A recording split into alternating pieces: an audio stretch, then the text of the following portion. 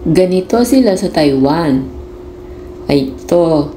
Ganito magtapon ng basura dito sa Taiwan. Itong truck na ito yung para sa mga recycle. Yan. Dumarating siya una para mauna yung magtapon yung mga recycle na basura. Mga plastic, mga papel, yung pwedeng magamit uli, yung nare-recycle.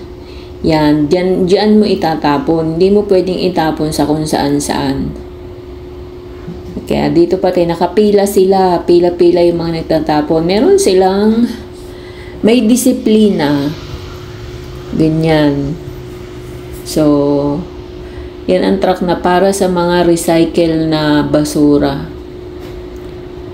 Doon sa ano na yon, doon sa mga yung mga sako na yon, magkahiwalay dun ang papel at mga plastic. Hindi mo rin pwedeng pagsamahin silang dalawa.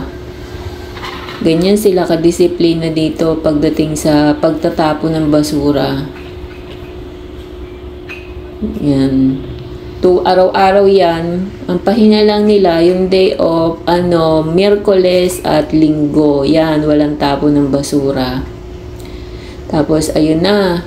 Yung truck ngayon na nasa huli, yung kulay dilaw, yun naman yun sa mga waste, sa mga nabubulok. Yan. Yan ang... Ganyan sila dito sa Taiwan. Kaya, hindi makalat. Nasisegregate talaga nila. Sana lahat ng lugar ganyan. Sana sa Pilipinas ganyan din.